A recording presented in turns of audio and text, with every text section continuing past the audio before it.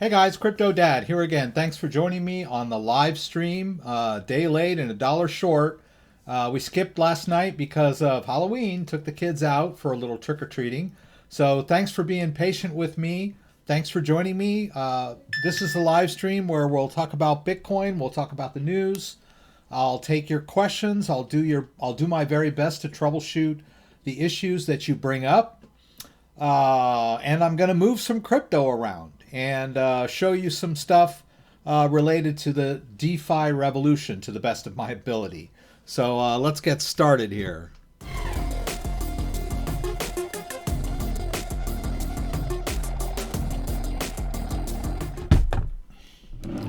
All right, so let's see where we got tonight. I think we're okay. We got the rig going over here. We didn't put it over to white yet, did we? So let's do that. I was running a little late on everything because I put a lasagna in the oven and didn't realize that it was going to be ready like 15 minutes before this thing started. So I had to leave half my plate up there. Nice thing about lasagna is it's good later, right? You just heat it up and it's good to go. So that's no big deal. So welcome everybody. Thanks for joining. Let's see, this thing looks a little off kilter. But we'll jump in. There's been a lot of great news. Bitcoin is 12 years old today, I guess, if you want to... Whoops. Let's get this thing. Okay.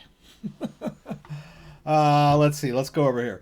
Bitcoin is 12 years old. The white paper, I guess you would call it the birth of Bitcoin to the public, that is. And we could note that its birthday might be tied more specifically or logically to the Genesis block, which was in 2009.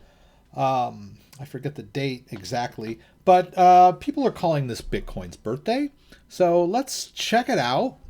Now, before we get too much further, let's see, let's get this, let's get that. Okay.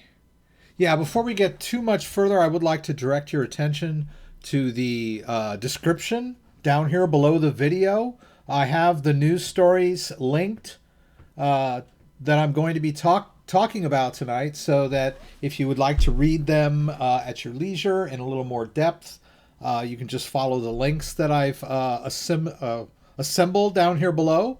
And also check out my affiliate links. We can take this guy out of there, right? That's in the past now. Oh, please. Okay. All right, so we got the Crypto.com account affiliate link. You've got 2 days left to get those $50 bonuses for your sign up for the MCO Visa card, which is the card that is attached to your account. So you've got the app, which I'll demo tonight, and you've got the MCO Visa card, and you can load up the card with money by liquidating your crypto and then spend it in the real world in a flash. I really like that. It's pretty cool. And the sign-up bonus for staking a card is going down to 25 after November 2nd. So if you want that $50, you might as well get yourself signed up. I think a lot of people that set up the account with my link in the past have been taking advantage of this over the last few days because I've seen a lot of referrals come in. So it's pretty cool. But it is kind of sad that it's going down to 25. But, you know, life is life, eh? So I got a Kraken link down here if you want to sign yourself up for a Kraken account. Kraken is a great cryptocurrency exchange, a centralized exchange based in the U.S. that has a lot of interesting coins that you can't find on Coinbase and Binance US. So like Kava and a couple others I can't think of right now. But Kraken is a good resource if you're hunting those up and coming coins. And then also, as always, the Ledger Nano X. We'll talk a little bit about the scamming or spamming attacks that have been going on related to Ledger. I'll just say right now that your crypto is not in danger. It is kind of a bummer that their customer database got hacked, and so your privacy and I guess your anonymity has been, sort of exposed. But that's not a deal breaker, right? They can't steal your crypto, but they can target you for phishing attacks. So we'll talk about that. And there, if you want to buy one, there's a link there. And the Brave browser, which is a great browser, blocks ads and tracking by default. It's my go-to browser. Got a couple links there for Binance US and Coinbase if you want to get signed up for those. All right, so let's jump into the news. Actually, I want to greet everybody here. So we'll go ahead and pull up this first story that I've got. And I think we'll start with this one. This is a cool story. But before we jump into that, let me pop out chat. Say hello to everybody that's here. I had a record turnout last week. For those of you who are regular viewers of mine, I had a record turnout. About 150 people concurrently at one point during the live stream. So I want to thank everybody for that. It's pretty cool. There's a lot of interest in Bitcoin and crypto going on now. I've been doing this live stream for about 2 years. I'm not an investment guy, so I would prefer that you not ask me about particular coins and whether they're going to the moon or all that kind of stuff, or what's my portfolio recommendation and should I buy, should I sell. I'm more of a technical support guy. If you're having trouble getting a wallet set up or transferring cryptocurrency from one place to another, or if you're just unclear on the concept, throw those out. That's great. But I do try to avoid the investment type questions. So without further ado, let's greet our wonderful participants today. David is here. David Brad, thank you.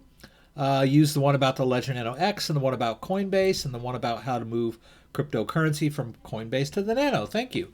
I appreciate that, David. It's nice to have you here. As far as reducing fees, I would graduate myself up to Coinbase Pro.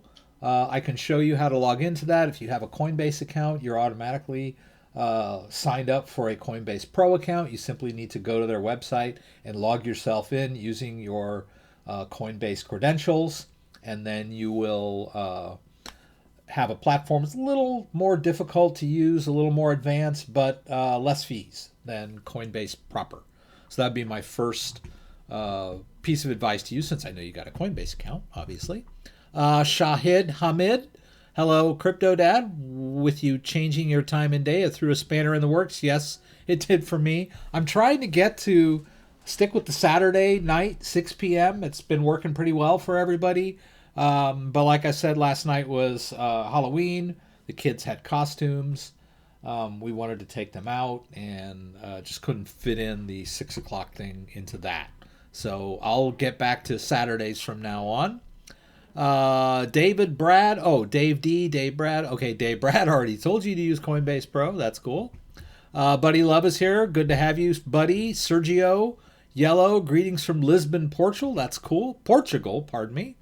EXO, we love you. Love my videos. Thank you. Diadom Ranger from Kentucky. Not too far from Michigan. Bitcoin's 12. We'll talk about that a little bit. Frank Hugh, welcome. Bought a new Nano X for the flare, but still not confident what I need to do. I have a pretty recent video on the Ledger Nano X setup, and then I have a few on the recovery. So I would recommend the latest setup video, which would be, let's go over here, Ledger uploads, Ledger Nano. Let's see, it should show me my latest ones, right? Nah, I'll just go down here. It's down here somewhere. I did a how to set up the Ledger Nano version 2020. That's the most recent one, and I get better with age. So watching some of my earlier videos is painful sometimes. I've learned to edit better, speak more clearly. try to get through the subjects without rambling too much. So I recommend my more recent videos. Can I adopt you? I've already got 2 kids, and my wife has made it clear that we are not going to have any more. So although I might like to adopt you, I can't, unfortunately. Bang Chamber, Frank Hugh, you need to go through motions for Spark. Yeah, I know about Spark. I think it's a little wonky. I don't know if it's a scam, but I'm a little uncomfortable with revealing your XRP wallets to a company just so you can get an airdrop. It seems a little weird to me, but I'm not, and plus I don't have any XRP right now. I jettisoned my XRP after like 3 years. When I bought it, it was $1, and I watched it go up to like 33, and now it's still down at 24. It's not doing anything. I just need to get out of it. So I apologize for not doing a Spark video, guys. Okay, firmware update wants me to install my accounts, but they are already there on Ledger Live. Afraid of losing my crypto. You will not lose your crypto by running the firmware update. You don't need to update your Ledger Live accounts. They will stay where they are. I know a lot of people get confused back and forth. You can lose your computer and reinstall Ledger Live clean and recover your accounts directly from the Ledger. And then also you can update your Ledger firmware right in Ledger Live without having to reinstall your accounts. So, and if you've got your backup phrase written down and in a safe place, you really shouldn't be nervous about doing anything with the Ledger, because you can always restore it to the same device or to a different device. You can even buy a secondary device and restore to that with your original 24-word recovery phrase, so you'll have a mirror backup in case something goes wrong with your go-to device. You'll have another device ready to go. You just hook it up and it'll sync with all your accounts. So don't be afraid to do your firmware upgrades. They increase your security. All right, so let's jump into the news real quick. Bitcoin is just 4 days away from a historically bullish 10K price record. We're talking about 10K here. And on November 2nd or 3rd, is it? What's Tuesday? I think Tuesday's the 3rd, right? Yeah, I believe it's election day. Bitcoin will have stayed above 10,000 for 100 days. That's really amazing. We tend to always move the goalposts because now we're waiting for it to break 14. But, a few weeks ago or a month or so ago, we were waiting for it to break 12. And we were waiting for it to break 10,000 for quite a while. So it's easy to get, I want more and move the goalpost. But having Bitcoin break 10,000 and having held above 10,000 for this long is really a bullish sign. This is a great article. You might want to read it. They also compare breaking 10,000 to the days when it broke over $10 for 100 days. And then after cracking $100 for 100 days.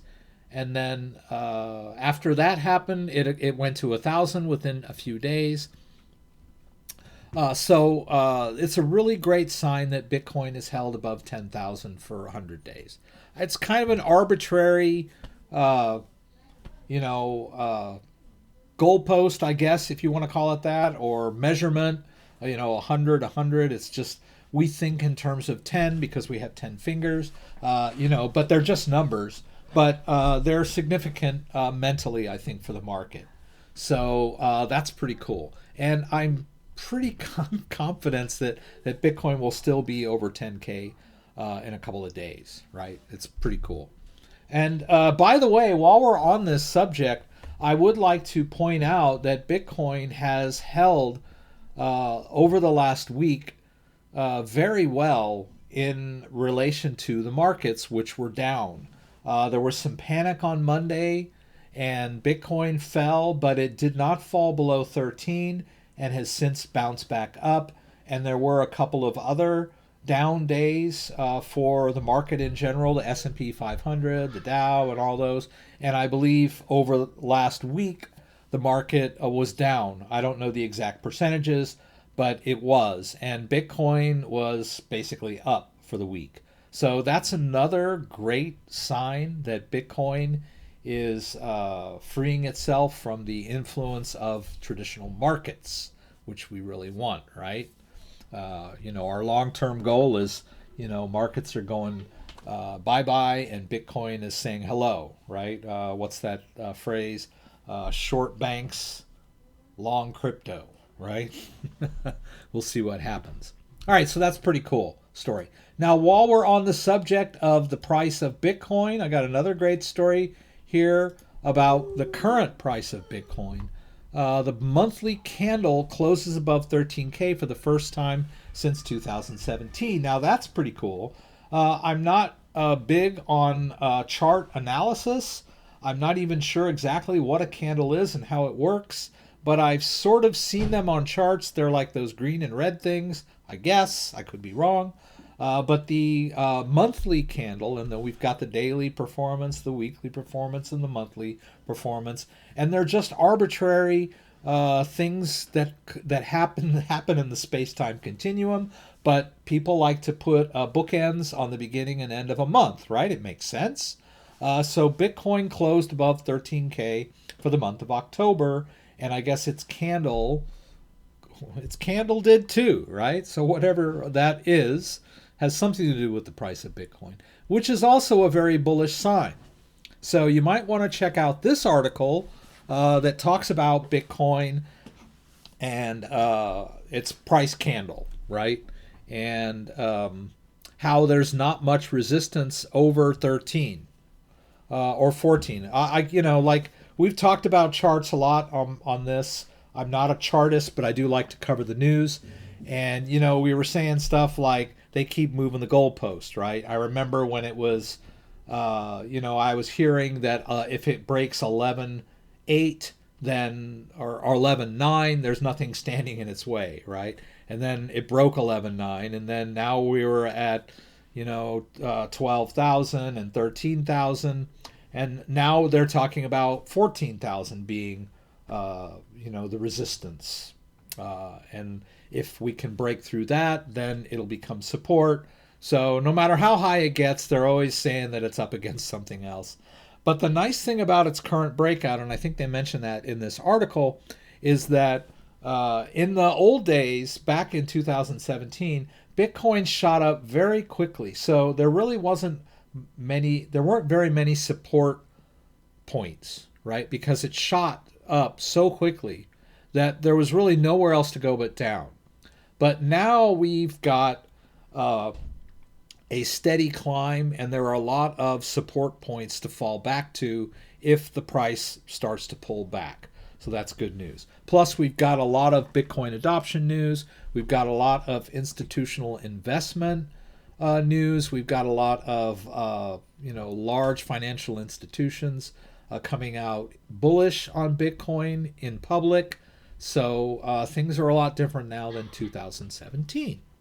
Now, I would like to hit a couple of cool articles about Bitcoin's birthday. And not this one. This one first. This is a great article. I read this. I forwarded it to my mom and dad. They're always asking me about Bitcoin. My dad has been following Bitcoin a lot lately, which is pretty cool because when I first got into Bitcoin, he wasn't really a believer, but has since become one. He's bought some stock in a mining company, so he follows Bitcoin price more than I do. Seems like he's always texting me when Bitcoin goes up over the last couple of months, so that's pretty cool. But I sent him this article because it's a great brief article on Bitcoin, an overview of Bitcoin, and it goes through every year. What happened. 2008 was the white paper. 2009 was the Genesis block. They actually skipped a few things in here, but I mean, it's just a general article anyway. Things that I noticed that seem to be missing. Bitcoin Pizza Day.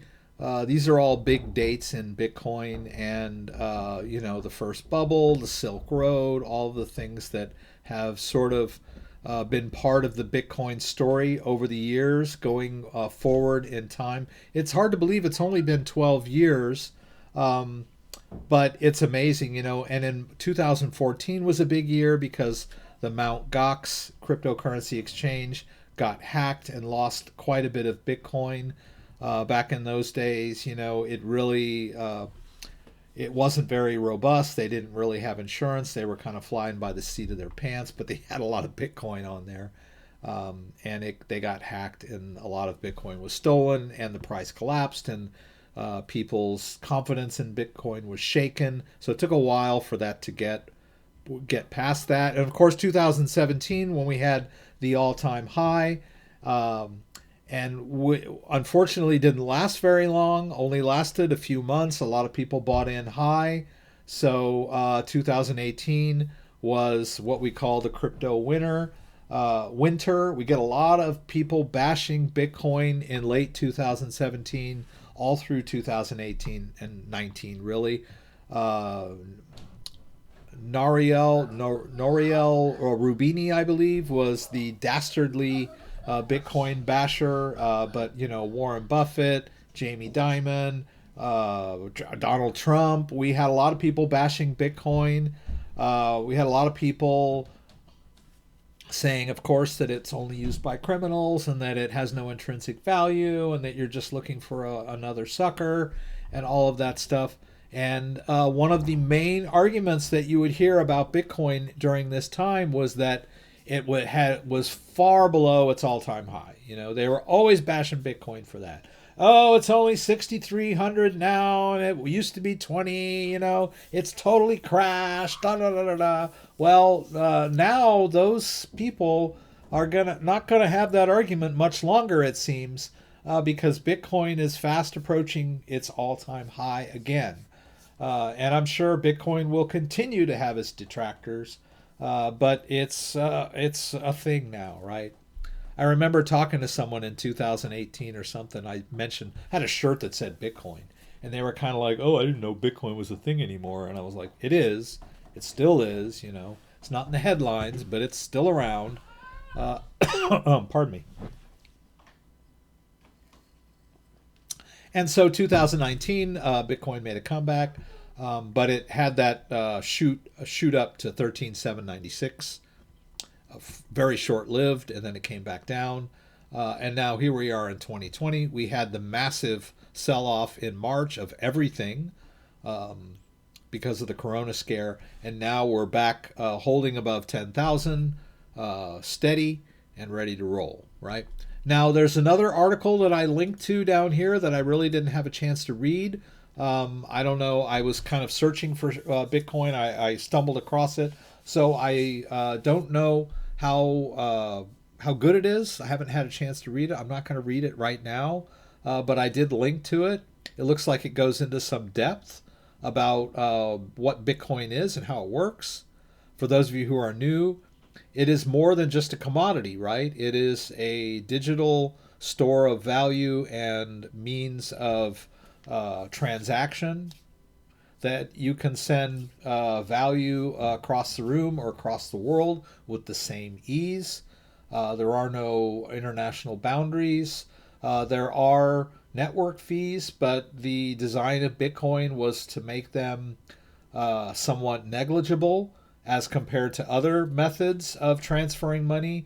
There was a time when the Bitcoin fees were higher than credit card fees. They still can't match the speed of centralized credit card fees, but it surely is cheaper than sending an international transfer from, say, Indonesia to the U.S. Like if you have ever tried to send money from the U.S.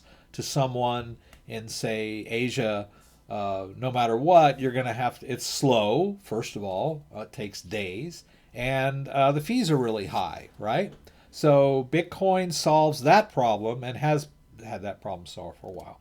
But there are a lot of smart people working on Bitcoin, so the transaction speed and its robustness and its abilities will only improve as time goes by, right? And then we also have a lot of altcoins out there that are doing the same thing that Bitcoin does and more, right? Ethereum is a cryptocurrency plus, right? It does more than just hold and transfer value. You can write decentralized apps. You can implement smart contracts. You can create sub tokens. And there are a lot of cryptos out there that do that, like Tron and Cardano. So there's a whole ecosystem out there. So we're going to go over maybe a little bit of buying some Bitcoin. I'll do that. And then maybe I'll show you guys some DeFi stuff, right? All right, so enough about the market.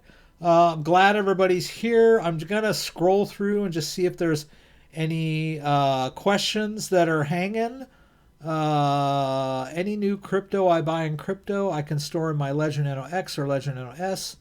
Not every crypto that you can buy on an exchange is compatible with the Ledger Nano X. Now there are cryptos that are compatible that are not that cannot be managed in Ledger Live, but can be managed on the device with a third-party wallet. But then there are also some cryptos out there that just don't plain work with the Ledger. Ledger doesn't support every crypto out there. There are a lot of them out there. And Ledger supports ERC20 tokens, but not all of them, right? And that doesn't mean that you can't store them on your Ledger device. It just means that Ledger Live doesn't see every ERC20 token. I'll maybe try to give you a little example of that tonight. There are other ways to view tokens that you've stored on Ledger. And I've had people that have stored tokens on a Ledger or in MetaMask, and then they're not showing up and they're freaking out. There are ways to view those tokens, right? All right, so let's see. Where should I start? Let's buy some Bitcoin. Why not? I wanted to demo our old friend Crypto.com so that I can show you how easy it is to get your hands on some crypto. If this works. Please work. God, please work. It doesn't look like... Okay, there it goes. There it goes. There it goes. There it goes. All right, so there are, for those of you who are beginners, your first question is, well, okay, well, what is Bitcoin? Number two is, how do I get it, right? So we can buy it on websites, cryptocurrency exchanges. There are a lot of cryptocurrency exchanges that are web-based. And then there are other cryptocurrency exchanges that are phone-based. And then there are a lot of them that are both, right? That they have websites and apps where you can buy cryptocurrency. I'm going to demonstrate Crypto.com here, mainly because I think it's really easy to use, and it's also one of my partners. So I would like to kind of showcase Crypto.com. It's really easy to set yourself up with an account. It doesn't cost you anything. There's a link in the description below. It doesn't cost you anything to set up an account, and then you can link it to your bank or your debit card and use those to buy cryptocurrency. Now there are some fees that are related to the debit card, which I'll show you what they are tonight. They had waived debit card fees for quite a while, and that ended recently. But you can also transfer money over to your account through your bank. So if we go over here to accounts, you can see that I've got a crypto wallet. I've got some crypto in the wallet. I've got some crypto in the Crypto Earn program, which is where you can earn interest on your crypto. And then as you can see down there, there's a balance on my MCO Visa card. And then down at the very bottom is a fiat wallet. And the fiat wallet is where you can deposit money from your bank account, right? So if I hit transfer on there and hit deposit, then I use dollars, and then I would send money from my bank account to this account and routing number. It's basically just a wire transfer. And once you do that, you'll have money in the fiat account, which you can use to buy cryptocurrency. Now, there's an easier, faster way for people that don't want to wait 2 or 3 days for their money to appear in the account. And that is, if you just go to the home and hit trade, you can use, and you hit buy, you can hit, let's buy Bitcoin tonight since we're talking about Bitcoin. You can use your debit card to buy some crypto. As you can see here, I've got my debit card connected to my Crypto.com account. I don't want to buy that much. Let's see. Let's do 05 here. Let's do 04. Okay, $55 worth of Bitcoin, right? So there is going to be a fee. That, like I said, they were waiving fees. They might do it again, but they're not now. So when we hit buy BTC, we're going to be taken to this screen where we can see the fee is 55 cents for about $55 worth of Bitcoin. And that's not bad. It's cheaper than Coinbase. I believe Coinbase would probably charge you around $1.99 for this purchase.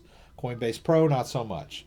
And if you talk too long, the price expires. So let's go ahead and hit confirm. And it's going to clear through my bank.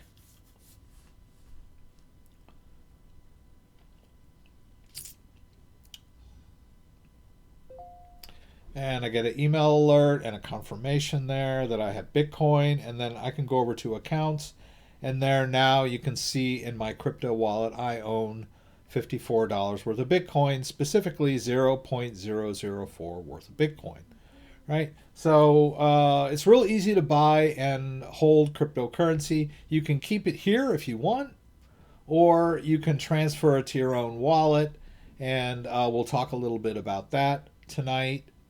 So there were some things I had in my brain to do tonight. I might not be able to get to them. Sometimes I get a little verklempt. But I usually will let you guys kind of swing me in the direction that you want to go. All right, so that's buying Bitcoin. Now that it's there, let's put it in our wallet. So I'm going to demo Ledger Live for you. Let's see if I can get this. I think it's okay. All right. So this is the software that we interface with when we're using our Ledger hardware device. This is a hardware wallet for holding various cryptocurrencies. The private keys are held on this device, which is separate from your computer. It does have a cable that connects to your computer, so there is a bit of an attack vector if you're not careful. I'm not sure how there probably are attack vectors that actually can access this device if you go onto the wrong website or click on the wrong link that would get malware on your computer. But it's much more common for phishers to trick you into giving up your private backup, your 24-word backup phrase, rather than getting into this device. But still, you want to be careful that even though it's separate from the computer and you can only send crypto by using the buttons, you want to make sure your computer is free of viruses and malware, and don't click on crazy links or install web browser add-ons, because Ledger doesn't have any of those. So, but there are a lot of fakes out there. So I'm going to go ahead and log in. I logged in the other day and I noticed that there's a new version out. So let's go ahead and hit download now and go ahead and run this update. It's going to take a minute, and then it says install now, so we'll hit that. I didn't really prepare myself for this. But maybe I can, although I'm revealing some personal information about myself by doing these live streams, I've been doing this for quite a while. I get a lot of people that kind of bash me for, oh my God, you shouldn't let people see this stuff. All right, so here we go. What are our new features here? Apps open automatically with your consent. No more looking for the right app, whatever that means. Okay. Ethereum JS implementation available in experimental mode. Introducing warning for BCH users regarding upcoming hard fork. Added link to status page in help modal. Added blockchain tag to token accounts and ad accounts selector. Improved coin control modal to prevent users from getting blocked. Fixed an infinite loop in device actions in some cases. Nobody likes infinite loops. Fixes swap. I don't usually use swap. You can buy crypto within this interface, but you're not really swapping. You're actually using a third party to do it that they link you to. And various improvements in the user experience. So we'll see what happens here. So the first thing I'm going to do is I'm going to go over to accounts here, and I'm just going to show you this. Where is this darn thing? Okay, this account right here, I normally don't keep in Ledger Live because it's got some long-term coins that are stored in there. And I don't care for someone looking over my shoulder to see this particular account. So I'm just going to click on it and hit this little edit account up here where the wrench is and hit delete and confirm. All right, that takes it out of Ledger Live so that if someone is over here and they've gained access to my computer, they won't know that that account is there. Now, they might be really savvy and know that all they have to do is go to add account and they can recover that account information from the device, right? But the nice thing about Ledger Live is that you can hide wallets with this fashion, right? You add the account, you have access to it, you can store crypto in there, you can manage your crypto, and then you can delete the account, and it's gone from this interface, but still stored here, right? Someone was worried earlier about doing the firmware update because they were worried about their accounts, but you don't have to worry about that. The accounts are there. You can add them and remove them at any time. So that's a great feature of Ledger Live. I'm going to get rid of this guy too. It's not really needed either. I'll just delete that. All right, and as you can see, I have multiple Bitcoin accounts for different purposes, different addresses that are being managed. Some of these are the older SegWit accounts, and this is the newer native SegWit account where I've got, as you can see at the moment, I have the bulk of my Bitcoin. You don't, and then I could choose to hide any of these accounts too if I decided to. I could hide Bitcoin main, right, and just hit delete, right? That does not delete the wallet, right? The wallet stays on the device, and all I have to do to get it back is to go here to add account, and then we can re-add the account.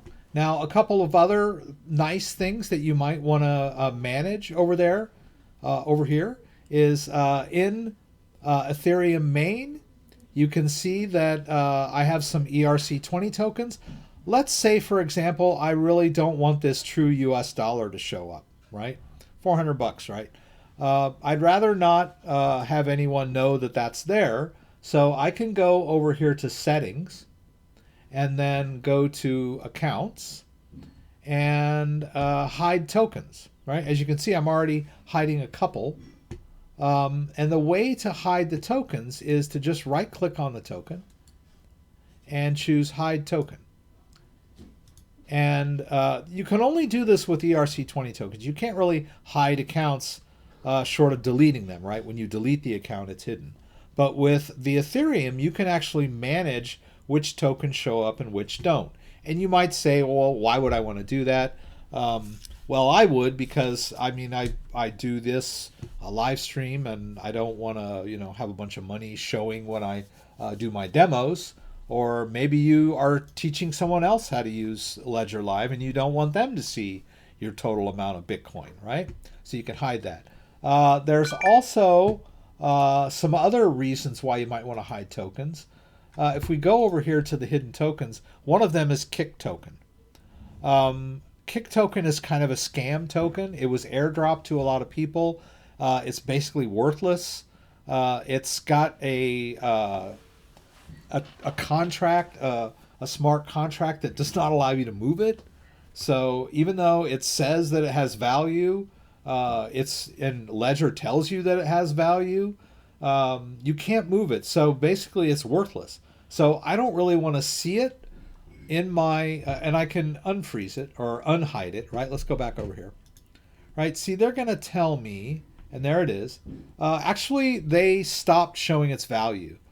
For a while there, Ledger was showing its value, and its value was kind of high for a while there. So you would go to your portfolio, and you're like, wow, why do I have like $300 more than I thought I did? And it was because of this stupid Kick token. So I hid it, right? But I guess a lot of people are complaining. So Ledger doesn't show its dollar value anymore, although you can see it on other exchanges if you want.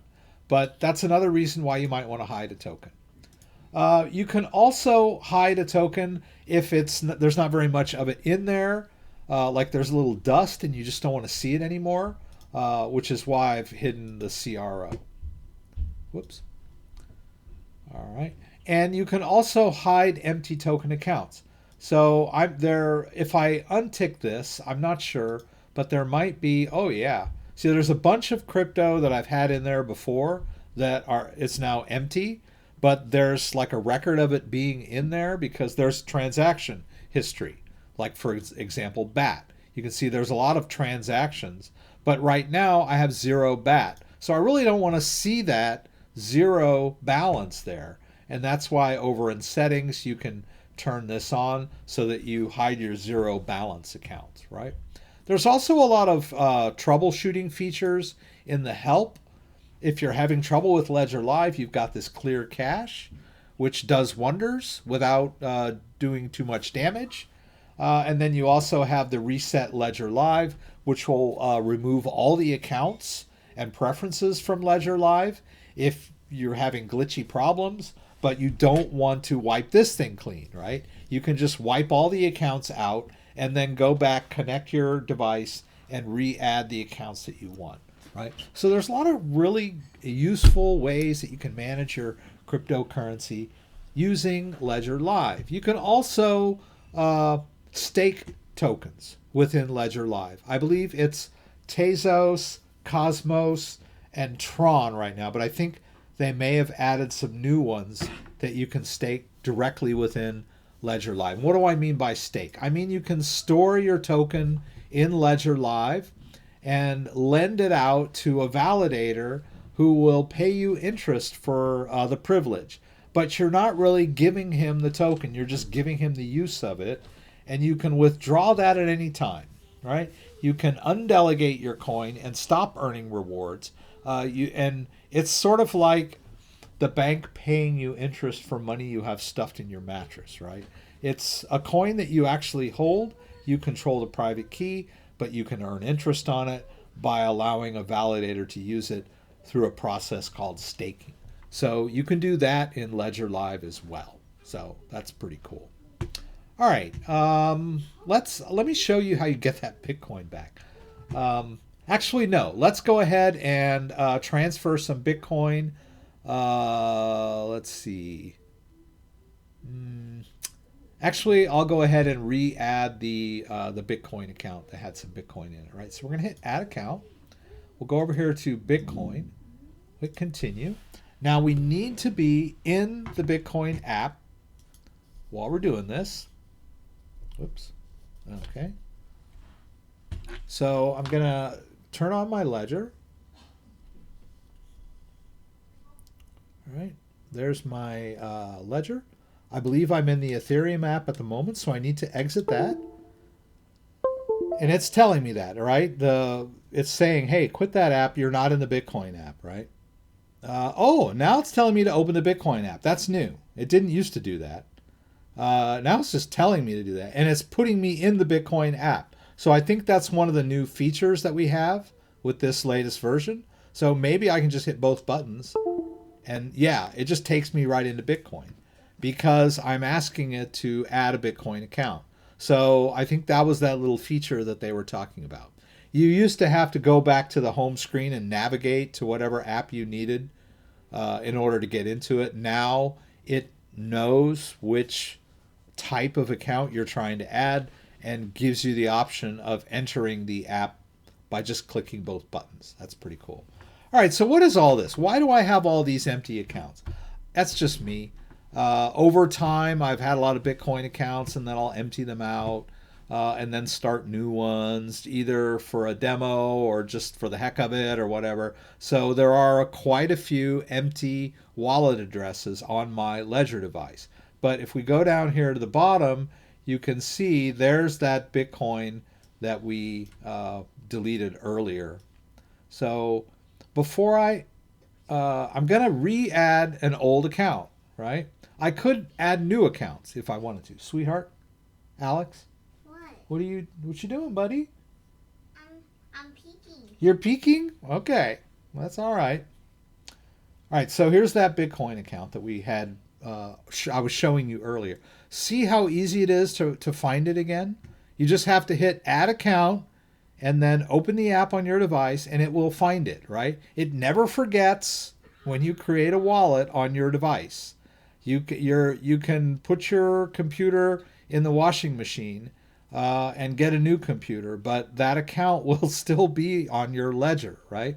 You can wipe your computer clean and reinstall Ledger clean, but you'll always be able to re-add the account by connecting the device and just choosing Add Account. And we can edit the name of the account here in this interface before we add it, right? And remember, I like to call this one Main. So let's call it Main. All right, I'm not going to add a new account. I'm just going to re-add this older account. I'm going to leave the native SegWit on there because I like to have that so I know what type of account it is.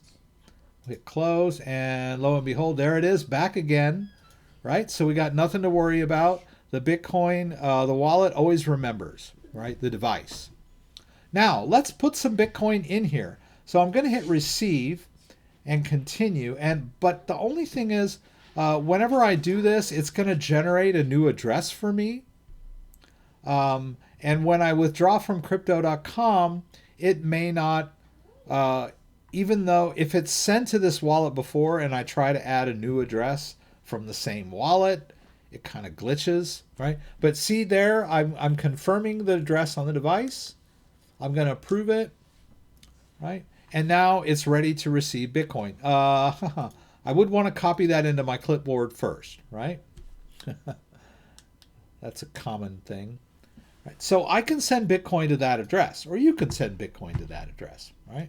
But you can still send Bitcoin to the old addresses too. It gives you a new sending address, but it's still the same wallet. So let's go back over to crypto.com. Let's go back to Bitcoin. I'm going to tap Bitcoin. I'm going to choose transfer. I'm going to choose withdraw. And then I'm going to tap external wallet. And you'll see there that it says Ledger X main. That's the Bitcoin account that I just showed you. But you'll notice that that address is not the same one that we just looked at, right? Because it has changed since then. But I can still send Bitcoin to that old address and it still goes into the same wallet. So that's probably a good exercise. I'll go ahead and do max. I'm not sure what that is. Oh, that's the library app. That's unrelated. All right, and then we'll hit withdraw and confirm. Now we're going to need our two-factor authentication. I use Google Authenticator, so I just go over to Google Authenticator, open it up. There's my crypto.com code at the very top. I can tap that on my phone, slide back over to crypto.com, tap paste. I'll hit continue, and the Bitcoin is on its way. Right? Tap anywhere to continue. That's pretty cool. All right. So that's a withdrawal, right? I'm withdrawing from my cryptocurrency account to my wallet. Why am I doing that? Because I want to hold my crypto in my own wallet where I control the private key. And for me, the ledger is my go-to storage device, right? It's safe on crypto.com, but it's not really mine, right? They're holding it on my behalf, just like a bank, right? A lot of people think that banks hold your money. They really don't, right? Cryptocurrency exchanges are probably similar. A bank simply takes your money, and if you deposit your money in that bank, and they do whatever the heck they want with it. Now, they do have like this agreement where they say, okay, if you want your money back, we'll give it to you, right? They give you a promise. But that's not an ironclad thing. You know, if the bank goes belly up, you can't get your money out of the bank. If you're on lockdown, right, and you're not allowed to, your bank is closed, right, because it's non-essential or what. I think all the banks stayed open, but anyway, it's just a hypothetical, right? If the ATM machine in your bank is broken, right, you can't get your money, right? Or if they, the bank goes under, right? You go to your bank and they're like, sorry, we went out of business, sorry for the inconvenience. Or there's like a panic and you want to get some money out of your bank and you go down the street and there's a block around, the bank for everybody lined up at the ATM to get their money out, right? So your money is only as safe as the bank's ability to give it back to you, right? So it's the same with a cryptocurrency exchange. They could go down, they could get hacked, they could get seized by the government. There's a lot of things that could happen, right? But the only thing that if you have Bitcoin in your own wallet is the internet, right? And, you hear a lot of people going, oh, Bitcoin's not safe. They'll just shut the internet down. Like, yeah, they could do that, but then things wouldn't work anymore, right? There's too many other things that depend on the internet, like Amazon and, irs.gov. I mean, there's the government and the society and everything sort of lives on the internet now, especially with our new normal, right? A lot of people work from home. The entire world would go to crap if they closed the internet, right? So I don't think they're going to do that, right? So your Bitcoin is safe in your own wallet, and as long as you have access to the internet, you can use Bitcoin. And they can try to destroy every Bitcoin node out there, but it's decentralized. It's built to withstand coordinated attacks like that because you only need one Bitcoin node for Bitcoin to work. All right. See, I think I'm babbling too much tonight. Let's see what you guys are talking about. Any questions here? Candles. Oh, Dave is explaining about candles. That's good. Open and close. If the close is higher than the open, it's green. Thank you. If the open is higher than the close, it's red. Oh, gosh. Wicks are moves that exceed open close. Awesome. Awesome. Now, wow, that you put it so simply, Dave. That's awesome. Yeah, so there are a lot of big companies buying Bitcoin now on the dip and on the upswing. We'll see, hopefully. Things are looking good for Bitcoin. Jimmy, am I familiar with the Apollo wallet, the GSX token? If yes, can you on how it works? Unfortunately I'm not familiar with the Apollo wallet and the GSX token, but there are a lot of cryptocurrencies out there that have their own wallets. We can just do a quick thing. Hex I think of as a scam, but that's just my opinion. I don't have proof. I can use Zillion to connect to Ledger and stake that way. I use ZillPay, however. Atomic Wallet charges 2.5, but there are 3 options in Zillion that charge 0% ATM. Bang Chamber is mentioning that there are third-party wallets that can connect to a private key that is stored on a ledger and do staking. I've got a few that I can show you tonight, which reminds me something I wanted to show you. guys tonight. Little criticism that I had of a certain type of coin that uses the ledger in a third-party way. Do I prefer Uniswap or Pancake? Well, I prefer Pancake, and I can show you a little bit of Pancake tonight because it's faster and cheaper. But there are a lot of, I mean, it's on a different blockchain than Uniswap. Uniswap is on the Ethereum blockchain, and there are a lot of heavy hitter coins that you can trade for on Uniswap that you can trade for over on Pancake, right? But there are a lot of cool coins that you can get on Pancake that are on the Binance Smart Chain, right? So we can do that. So yeah, I mean, while we're talking about Pancake, let's just roll over to our Pancake website.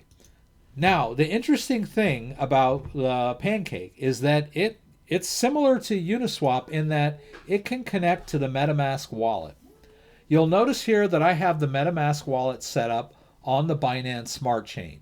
So I have a great video on how you get it all set up. If we go back over here to videos, I'll throw a link to that guy up there. This is a full step-by-step on how you get Pancake Swap set up. I show you how to configure your your MetaMask wallet for the Binance Smart Chain. And then I also have a video on, this is it, how to set up MetaMask. For those of you who don't know anything about MetaMask, it's a great browser extension that you can use to manage all kinds of cool tokens. You can, so let me show you here. It lives in your browser as an extension, right? And as you can see, I've got it on Binance Smart Chain, but you can use it on the Ethereum network, right? And when we do that, the tokens change, right? It's like a whole different wallet, although you're still using MetaMask, right? And then there are various testnet networks that you can use. The Kovan test network, where you can play around with certain tokens, that kind of stuff. So it's really cool that you can switch between these networks in your MetaMask wallet. So if we go over here to this Binance Smart Chain version of my MetaMask wallet, you can see that this says BNB, but it's Binance Smart Chain BNB. It looks like it even shows me regular BNB over here, but I don't know that it would show up in this wallet at all. And as you can see, I've got some cake and some other tokens in this wallet. And then if you go over here to settings and then down to networks, you can see these are the settings that I've configured for the Binance Smart Chain. Right, so you can add a new network and put in these settings. So that video that I linked to shows you how to set all this up. What I kind of wanted to show you guys was we want to connect this wallet to a website. So we're going to do, where are we? Oh, it's over here. Okay. I'm using a lower resolution to do my live stream. So sometimes I have trouble finding my links. All right, so here we are on the Pancake Swap website, and you can see here that it's connected itself to this MetaMask wallet that is using the Binance Smart Chain. Now, if I try to connect it on the Ethereum network, it says wrong network, right? I need to have my MetaMask wallet configured for the Binance Smart Chain, right? And I thought it might be fun for you guys to watch me do a little harvesting. I was going to harvest some earlier, and I was like, why don't I show them how to harvest tonight? Now, before I do this, I should say that Pancake Swap is a pretty new exchange. It's on the Binance Smart Chain, so it's faster and cheaper, but the code is not audited, and the developers are anonymous. It does seem to be affiliated with Binance. Binance has a walkthrough on their Binance Academy website, but that's not necessarily an endorsement, right? So buyer beware. Don't put all your eggs in one basket. Be prepared to lose your entire investment, all that kind of stuff, right? Buyer beware. Please be cautious when you do this. But I'm going to show you how this works. So I can use this to purchase tokens. So I could just say, okay, I want to buy some alpha. And just tell it, okay, I'd like to, well, let's say I want to use one of my BNB coins. Right? It should come over here and tell me. All right, I don't know why it's not doing it, but it isn't. Okay, there it goes. I just had to jiggle it around a little bit. So I could, using one BNB, buy 969 alpha and hit swap, right? That's at what it is at its essence, is a decentralized exchange that I didn't need to sign up for this. I didn't need to give them any of my personal information. None of my personal information is at risk, as it was with the Ledger marketing database. I didn't really talk much about that. Maybe I should point that out real quick. But a decentralized exchange does not require you to give them any KYC information. You just have to have a compatible wallet. But while we're on the subject, I would like to talk about Ledger and the fact that they were hacked a while back. We're still waiting for some Bitcoin to come in. There, it came in. Right? That's the Bitcoin that we transferred over from Ledger Live, or I'm sorry, Crypto.com. You can see here that I've just received 0.0036 BTC. Right? I must have paid a little bit in fees as it was outgoing. Right? Always think about all the fees that are going to be. So I think there are certain places where you would have less withdrawal fees, like say Coinbase Pro, right? But Coinbase Pro is a little not easy for beginners, right? So there are pros and cons with every approach, a method that you use for transferring crypto. But the Bitcoin came in, right? Now, I would like to talk about the fact that there are a lot of phishing attacks going out to Ledger owners, and they're pretty mad. I've been on Reddit, and they're very upset at Ledger as a company for allowing their marketing database to get hacked, right? Because it wasn't set up properly, right? There was a vulnerability that from a misconfiguration on their end, and their customer database was stolen. This does not mean that the hackers have any access to your crypto, right? They cannot steal your crypto with that information. But they do know who has Ledger accounts, right? So they can send you a targeted email and say, hey, Ledger owner, this is Ledger. We want you to update your device because there's, and they always claim that there are hackers out there that are trying to steal your crypto when they are the hackers, right? They're like, watch out for hackers. You better click this link and do what we tell you so that we can steal your crypto, right? Don't believe any of these emails. Be wary, but also remember that they cannot access your crypto. Ledger does not store your private key on their servers. The only thing that Ledger stores on their Ledger Live server is the aggregated information of the public information of all of your accounts, right? They can give you price information, current price, your balance, all that stuff is public, right? But they can't withdraw crypto from your account.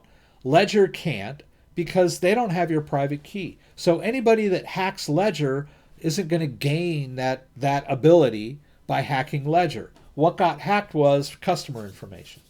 So it is bad that say, okay,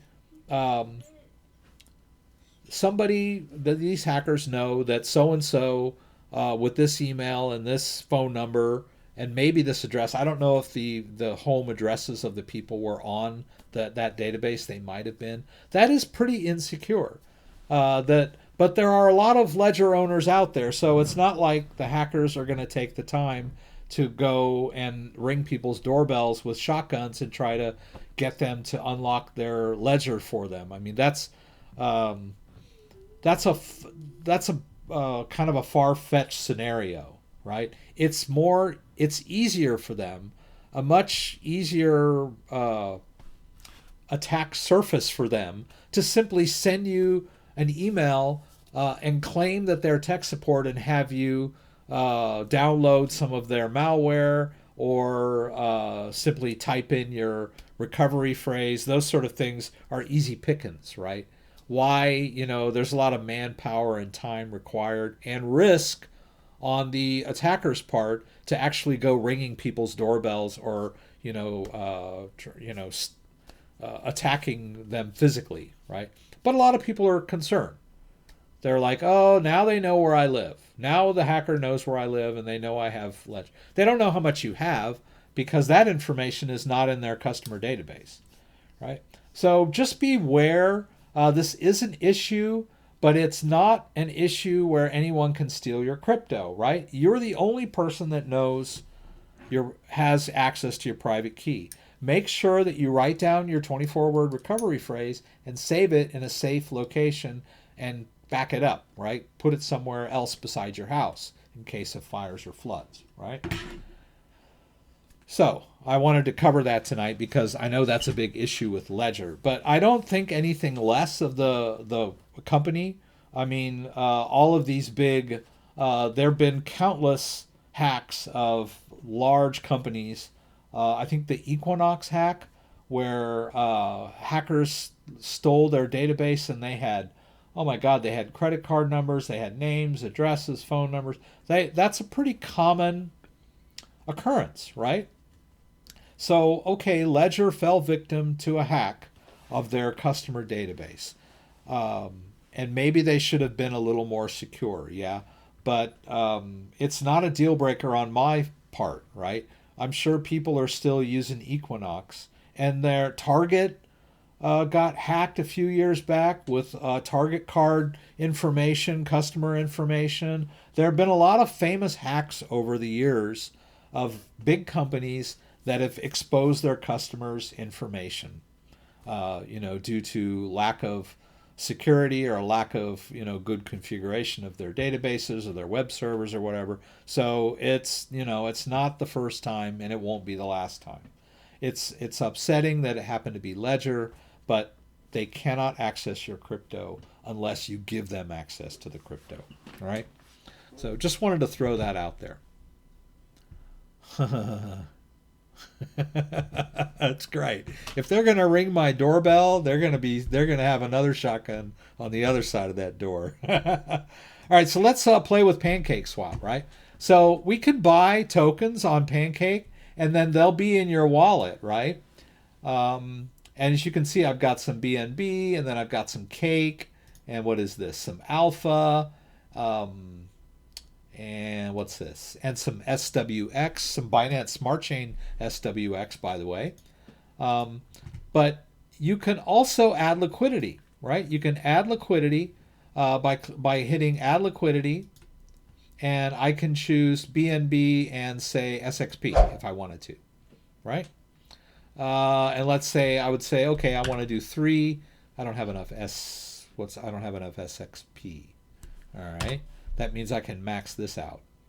Okay, so yeah, I could add this liquidity to the Pancake Swap interface, right? If I wanted to, would add more liquidity. And I'll show you, I'll actually do that in a minute.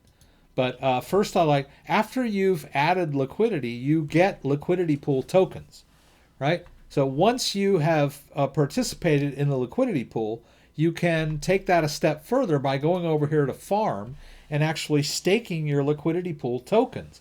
Pretty cool. I'm going to hit unlock wallet. Sometimes it doesn't immediately recognize my MetaMask wallet. So I'll click unlock wallet. I'll choose MetaMask. And then it connects to my MetaMask wallet. All right, this is the Cake BNB flip farm. And I have some Cake and BNB liquidity pool tokens that are staked here. So when I hit select, right, I've got 94 of the liquidity pool tokens that are earning Cake, right? And then as you can see, I've earned like 31 Cake over the last 24 hours, right? I don't know, this is about maybe $1,000 worth of both of them, I guess. I can hit harvest here, and then I just have to confirm with my MetaMask wallet. I'll hit confirm. And notice there, that was, I would, you have to do the calculation in your head because it didn't give me a dollar value. But that was cheap. It was like 8 cents. Much, much cheaper than Uniswap where you're paying like, 30, 40 bucks per transaction, right? So there, I just harvested some cake. Now we can go over to another liquidity pool token that I have staked, which is the SXPBNB. So if we hit that one, you can see there that I've got 40 SXPBNB and I'm earning cake. Not as much, but I am earning cake, right? I can harvest that, sign the transaction here, and that adds to our cake balance.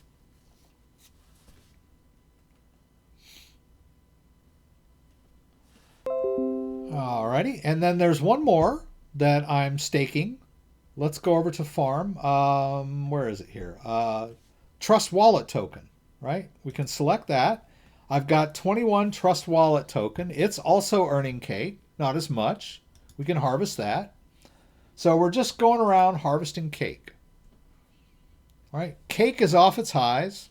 The entire altcoin market is off its highs right now. Notice the interaction between the website and the wallet, right? That's all we really need to manage these tokens. Now let's go over to staking.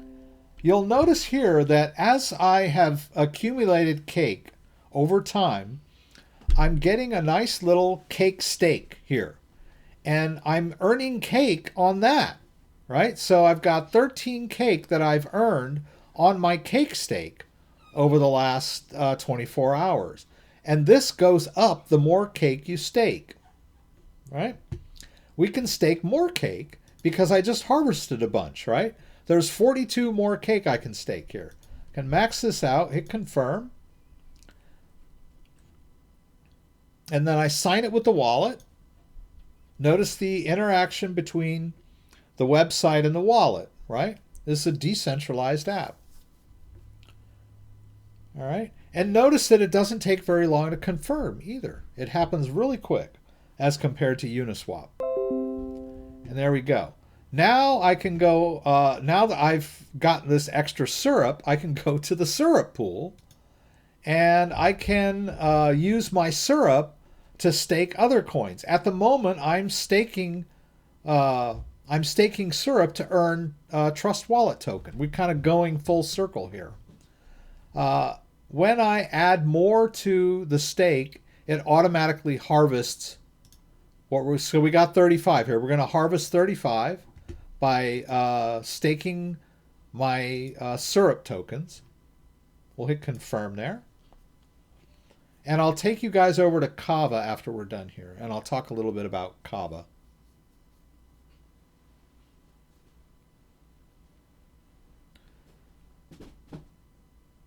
All right, that worked. And then, should get that. All right, so I harvested the TWT. Now, the cool thing about that is I just harvested a bunch of TWT. Why don't we go back to the exchange? Let's go back to the liquidity pool, and let's add some liquidity for BNB and TWT, right? I just harvested 35 TWT. I can max out the TWT. It doesn't cost me very much BNB. Slow and steady wins the race. I'll go ahead and supply a little more liquidity, and we'll confirm that. Sign it with the wallet. You see what I did there? I took my TWT earnings and I added some more liquidity to the liquidity pool. And so when we back out a little bit,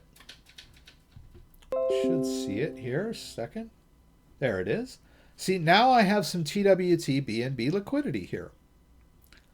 Right? It'll show me, I've got 35 TWT and 0.088 BNB, right? But why stop there? Why don't I just go back over to that farm where I was farming? Let's unlock the wallet again. let's just go ahead and stake those new liquidity tokens that I just created from my earnings. So I'll hit plus, and then I'll add that 1.71 of BNB of TWT BNB liquidity pool tokens. So as you can see, I'm earning cake, which allows me to stake cake and earn syrup, and staking the syrup allows me to earn other tokens. And then I can take those tokens that I've earned and turn right around and add those back into the liquidity pool and then go stake those. So I thought that's pretty cool. I just thought you guys might get a kick out of watching me do that. Right, and now I've got a higher stake of TWT BNB flip tokens. Right, every day I harvest my cake, I do this. Right, it's fun. The the graphics are cool, and it happens so fast, and it's so cheap. It's just kind of fun. The only drawback is that the developers are anonymous, and the code has not been audited yet. Right, so it's a little dicey. Right, but it's money that I can accept losing if it gets gone, all of it. Right, I'm mentally prepared to lose everything. It's the only way you can do crypto. You have to be mentally prepared to lose everything if necessary. It's going to hurt, but I can accept it, right? I'm not going to jump off a building if I lose all this BNB that I have tied up in here, right? I should learn how to do that crap. That's funny. Let's go over to Kava. I like to talk about Kava because it is another cryptocurrency that has a really cool interface, and it allows you to connect to your ledger. Now with Kava, we need to be in the Cosmos app. So I'm going to turn on my camera. I'm going to show you, I'm going to get out of the Bitcoin app by hitting both buttons. And I'm going to go over to the Cosmos app because Kava is built on the Cosmos chain. Right, we'll hit both buttons. We're in Cosmos now. So let's go over to, I need to be in my Brave browser. Let's go over here to cryptocurrencies. Whoops. To Kava, right?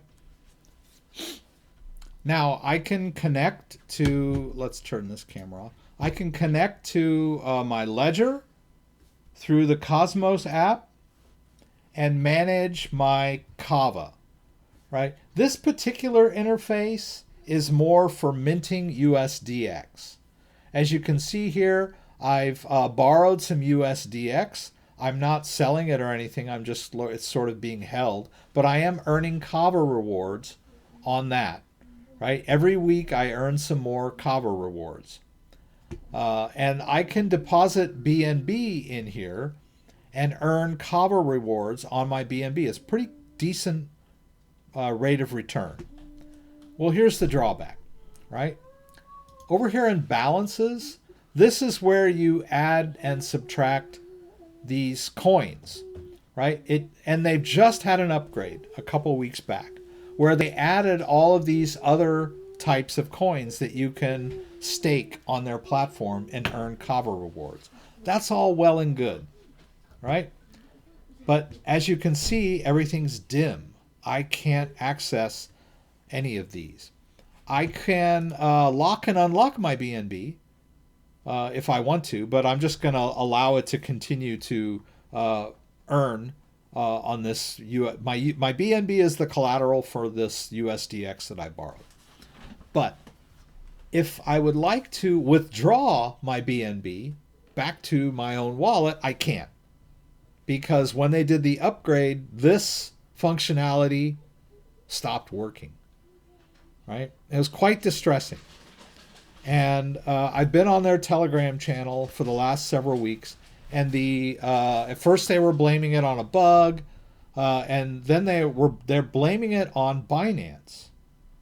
And from what I understand, in order for this to work, in order for them to allow you to deposit BNB into this interface here. This load function under the hood is taking place on Binance. That's the long and short of it. So basically what they're saying is, Binance, the interchain transfer on the back end through Binance is not working because of something on Binance's end. But we're working with them to fix it. But what they've revealed in this is that their entire platform, which supposedly is allowing you to stake your coins and maintain control of the private key, is based on Binance. So really what I'm doing is I'm depositing my BNB on Binance and staking it through Binance. And the Kava interface sits on top of Binance. And to me, that's a centralized exchange, right? So I could be wrong about this, but I was really disappointed in this. Another thing that really disappointed me was that I was earning all these Kava rewards, and then when they upgraded, they had this thing when I claimed my reward, they go, do you want to claim it for a month or a year? I'm like, what? Well, if you want to claim it where you can withdraw it after a month, you like sacrifice like 80% of it in order to get that 30-day withdrawal. Otherwise, you have to leave it in there for a effing year before you can even withdraw the Kava. And I was like, what? When did they start that? And everybody on Telegram was like, oh, it's been that way. It just wasn't clear before. So they're like telling me I'm earning all these rewards, but they're really telling me, yeah, we're giving you rewards, but you can't take them out until after a year. So I was like very disappointed. Now they're claiming that this functionality will be returned on the 3rd. This time for sure, right? Once I'm able to get access to my BNB so I can get it the heck out of here, then I probably will get it out of here. I'm just not really happy with the way this company is managing this crypto. They're basically just sitting on top of Binance. So I'm depending on Binance. But it is pretty cool in that you can take wrapped Bitcoin, because there aren't very many platforms where you can stake your Bitcoin. So if you've got Bitcoin and you're willing to trust it to this platform and Binance, as it turns out, you can earn rewards on it, right? But I can earn rewards by depositing my Bitcoin on Binance too, or Crypto.com, or Coinbase, I think, or Kraken. I think a lot of the centralized exchanges are paying you interest on Bitcoin, right? But I was really excited about this because it looked like you were able to stake Bitcoin where you maintain control of the private key. But not really. Not really when it relies on this interface here to deposit and withdraw it, right? This just is transparent. They've revealed that they're just putting it on Binance, right? So I'm not that crazy about that. And then you've also got the Cosmos Station wallet, which can interface the exact same private key. So when I hit connect here and connect ledger, you can see that I am able to manage the exact same wallet. And here I can stake my Kava. And I can earn Kava, and I'm able to reinvest it into the wallet, right? I don't have to wait for my Kava when I earn Kava rewards through Cosmos Station. But I do have to wait if I decide to undelegate. As you can see over here in rewards, I have undelegated some Kava, right? But it won't be undelegated until November 6th completely. It's called unbonding. I had to wait 21 days. I'm not a big fan of that, right? But that's how Cosmos works. So if you stake Cosmos through Cosmos here or on Ledger, and you decide to unbond it or unstake it, you have to wait 21 days to gain access to your coins. You still control the private key, but nobody likes to be told you can't touch your coins for 21 days. I'm not a big fan of that. So just kind of give you an update of how staking and decentralized platforms are working. I'm sure, there's also Uniswap, but it's hard to do a demo of Uniswap on a live stream because transactions take, upwards of 5 to 15 minutes to complete. So it's kind of frustrating to try and demo Uniswap, and it's expensive. I'm sure you guys have watched me spend a lot of money on Ethereum transaction fees in my live stream simply because I'm just trying to demo Uniswap to you guys. But I will just briefly show you that if you go to the Uniswap webpage,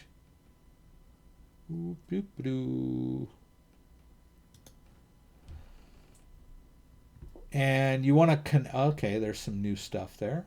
Okay, if you want to connect your wallet and you try MetaMask, it's not going to work. Oh wait, I'm in the wrong browser, pardon me. Let's go over here to back to Chrome. Let's do that again in Chrome.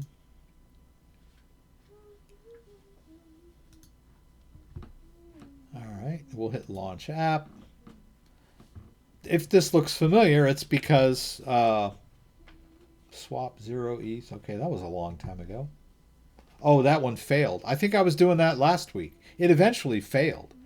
That's another drawback of Uniswap. Sometimes the transaction fails completely because you didn't provide enough gas fees. But if I try to connect wallet with MetaMask, it's not going to work. It says wrong network.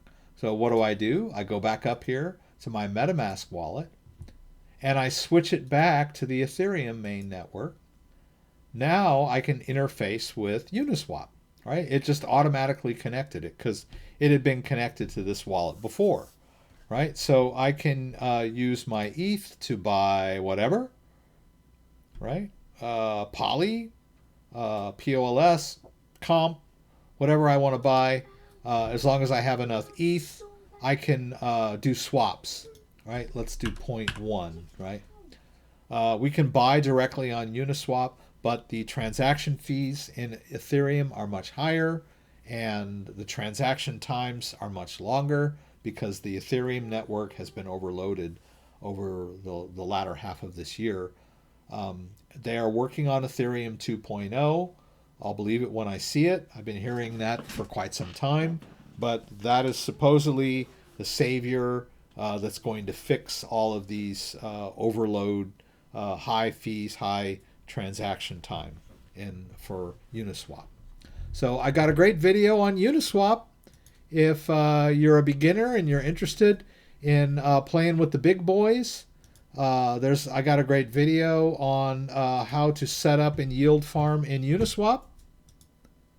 So I would check that one out. And then there's also a website where you can go to look at the yields. If I can find that. Uniswap return on investment. Let me get this here. Gonna copy, I'll paste that in there. See you guys. This is a website, and you do have to sign up for it. It doesn't cost you anything, but they also have a premium thing. But you can go to pools and you can check which pools, liquidity pools, are giving the highest rate of return at the moment. Right? So you can decide if you want to join one of these liquidity pools. You probably, in most cases, like if this were me, I would have to go out and buy this thing first, right? So I'd be like, okay, what is this coin? I'd have to do my research, check it on CoinGecko, right? Find out about the coin, whether I want to put my money into it and risk it. Please try it in a little while. My echo thought I was talking to her. And then join the liquidity pool for a pretty high rate of return. There's always risk involved. There's risk if the coin goes to zero, of course. There's also risk if the coin goes to the moon, because there's this thing called impermanent loss, which means you would have made more money had you just held the token as opposed to tying it up in a liquidity pool along with your Ethereum. But this is a great website where you can find the rate of return. And then you also have the highest liquidity pools on Uniswap where you can make the safe plays, right? If you've got wrapped Bitcoin and Ethereum just laying around in your wallet gathering dust, then why not get an 8.54 APR yearly return, right? It's not that glamorous, but it's better than a bank. A bank only gives you like 0.1% interest on your savings account. And it's better than zero, right? And the risk of using one of these high liquidity pool, the highest liquidity pool is not as high as the higher yield liquidity pools, right? It's ETH and Bitcoin. It's a pretty safe bet to put your ETH and Bitcoin in here to earn interest, right? You're not going to. The risk of loss is much lower, right? But you still need to monitor these and make sure that you're keeping an eye on the price of these tokens, right? But the idea here is you're providing liquidity and you're earning trading fees because by participating in the liquidity pool, you're earning a share of the overall trading fees. That's how these decentralized platforms are work. All right. But there's more to come, right? This is just the beginning. There's lending, there's borrowing, there's providing liquidity. Providing liquidity is kind of like lending. You're lending them the use of your token and you're earning rewards. But it's a great way to earn passive income. But of course, nothing is not without its risks. But it's pretty good from the comfort of your home, right? So I know that I kind of glossed over a lot of this stuff tonight, and I didn't get a lot of questions. DD, stop using MetaMask on Fireface. Sorry, caps. I don't use Firefox that much. Oh, wait a minute. I don't use the MetaMask that much on my Firefox. Sometimes I do, but I tend to use it more in a Chrome simply because it works better. I've had some glitches in Firefox, not Firefox, Brave. I've had some glitches in Brave. Oh, you're talking about Firefox. You're probably talking to someone else. All right. Okay, so Bang Chamber threw an expletive out there, but not too much. I can go ahead and show that. I've seen a lot of bad things over. I've been scammed. I've exposed private keys in my videos and had my wallets emptied. I've lost money in trades. I've never had my exchange accounts hacked. But I've suffered my share of hardships dealing with crypto. There are, like I said, there are risks, and you have to be prepared to lose your entire investment mentally. You have to be mentally prepared for that. But we are talking about the future of finance and currency as far as I'm concerned. You may not believe that, but I do. So I want to be on the side of the cutting edge of technology, right? As I mentioned earlier, short banks, long Bitcoin, right? And along with Bitcoin are all of the wonderful sub tokens and altcoins that are enriching the world of finance and custody and contracts, all these things that are the future of finance. So hang in there, guys. I hope you enjoyed the video. I'm just enjoying the stream. Keep it on the safe side. Right. Like I said, play it safe. If you, if losing $5, if you got $100 and losing 5 of it is going to sting, then you probably want to just like maybe buy and hold crypto, the big boys, and not try to bet the farm on these small altcoins or these these brand new uh, protocols where things are brand new and things are still a bit sketchy. If you want to get into the crypto game, I think Bitcoin is a safe long-term bet, right? It is volatile day to day. But like I said, even in that case, I would say be prepared to lose your entire investment mentally, right? Oh, you can always be mentally prepared to get rich as well, right? But I've had some ups and downs since I've been in the crypto sphere, and it can sting. Believe me, believe you me. All right, guys. So once again, I will try to do the live stream next week on Saturday. There's no other holidays here. Hopefully, we'll know who's president by next week. I would really love that. Either way, I hope it's an uncontested election and we have a clear winner early on. Right? That's my hope. And everybody out there, stay safe. In general, right? Come back and see me here on the live stream, 6 p.m. Eastern Standard Time. Thanks for joining me. I really appreciate it. If you like this video, give me a thumbs up. If you'd like to subscribe to my channel, I would appreciate it.